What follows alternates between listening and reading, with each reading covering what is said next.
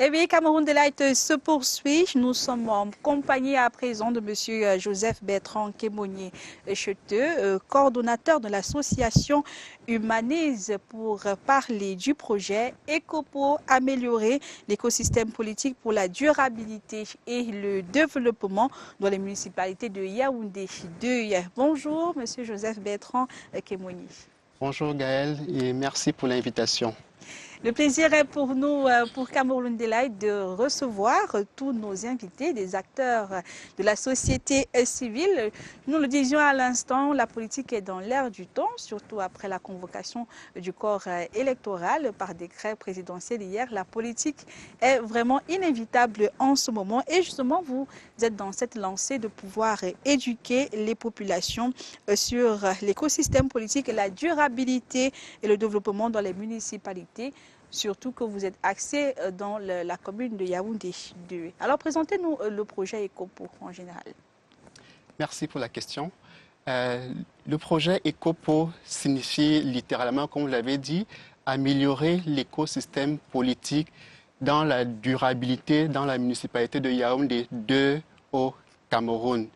Le projet vise à renforcer l'engagement citoyen des jeunes, des femmes, accompagnés dans le processus décisionnel local. Et nous travaillons dans le cadre du grand programme Wide Civic Engagement qui est propulsé par l'Union européenne et l'European Partnership for Democracy. Elle est mise en œuvre par les associations Humanise et KEPS avec l'appui de la municipalité de Yaoundé 2. Alors, quels sont les objectifs de ce projet concrètement? À qui est-ce que ça s'adresse? Plus concrètement, le projet a pour objectif de renforcer la gouvernance locale au niveau de la municipalité de Yaoundé 2 en engageant les jeunes, les femmes dans des processus décisionnels locaux. D'accord. Concrètement, il s'agit de quoi? De programmes de sensibilisation? Est-ce que vous allez auprès des femmes, des jeunes dans des écoles? Et quelles sont les valeurs que vous leur enseignez concrètement? Concrètement, nous travaillons sous forme d'activités. Et cette initiative a 3 grandes activités. La première était celle du renforcement des capacités des jeunes, des femmes de la commune d'arrondissement de Yaoundé 4 qui a eu lieu au mois de mars dernier, c'est-à-dire les 18 et 19 mars dernier au sein de la mairie de Yaoundé 2. La seconde activité était centrée sur un cadre de concertation entre les organisations de la société civile de la commune d'arrondissement de Yaoundé 2 et les autorités locales. Pour cette activité, nous avons eu 3 sessions de rencontres et la dernière session a eu lieu le 1er juillet dernier, toujours au niveau de la mairie de Yaoundé 2. Et de ce cas de concertation est sorti un engagement. Les autorités et les comités ont mis sur pied un engagement qu'ils vont suivre. Et actuellement, ils sont en train de rédiger le plan d'action pour pouvoir mettre sur pied un réseau des organisations, y compris les comités de développement local de la commune de Yaoundé 2e. Alors, qu'est-ce qui permet véritablement d'accès, qu'est-ce qui permet de développer, une localité? Est-ce que c'est la citoyenneté? Est-ce que c'est le fait d'être poussé dans l'éducation civique? Qu'est-ce qui permet véritablement de garantir l'écosystème politique dans une commune? Alors, dans le cadre de cette initiative, nous sommes beaucoup plus centrés sur des groupes cibles qui sont les femmes, les jeunes et les personnes en situation de handicap. Pour que l'écosystème soit amélioré, nous ne nous basons pas seulement sur la politique au sens large, comme vous voyez, quand on parle de politique, on parle d'élections. Là, la politique également va dans le cadre de la gouvernance locale, la prise d'initiative, la prise de décision. Nous voulons que dorénavant, au niveau de la commune de Yaoundé 2, que les décisions ne soient plus prises pour les citoyens, mais elles doivent être prises pour les citoyens, avec les citoyens, mais pas sans eux. Parce que généralement, cela concerne tous les domaines, la santé, l'éducation, l'hygiène, la salubrité. Il est donc question de constituer un réseau où les populations participent et donnent ces actions-là qui vont changer au quotidien le développement de la commune. Est-ce que c'est bien cela? Oui, c'est bien cela, puisque ce réseau, c'est un réseau avec les organisations de la société civile de la localité et les comités de développement, dont ils doivent unir leurs efforts pour travailler ensemble. Parce que nous avons remarqué que beaucoup travaillent en vase clos, chacun dans son coin. Mais maintenant, avec la mairie, nous avons décidé donc de les regrouper pour qu'ils puissent travailler, qu'ils puissent rédiger également des projets qui vont bénéficier à la population. C'est d'abord les leaders d'organisations et les leaders des CODEL qui travaillent ensemble avant même de porter le relais. Ils sont les relais, en fait, entre la commune et les populations. Alors, quelles sont vos réalisations à ce jour? Vous avez déjà parlé des concertations qui sont tenues, mais est-ce qu'il y a des réalisations que vous avez pu mettre à jour? Oui, ECOPO, comme je vous ai dit concernant ces activités, dans le cadre de la première activité qui est la formation des leaders des organisations de la société civile, nous avons formé 20 leaders, parmi lesquels nous avions 9 femmes et 11 hommes avec 2 personnes en situation de handicap dont les capacités ont été renforcées.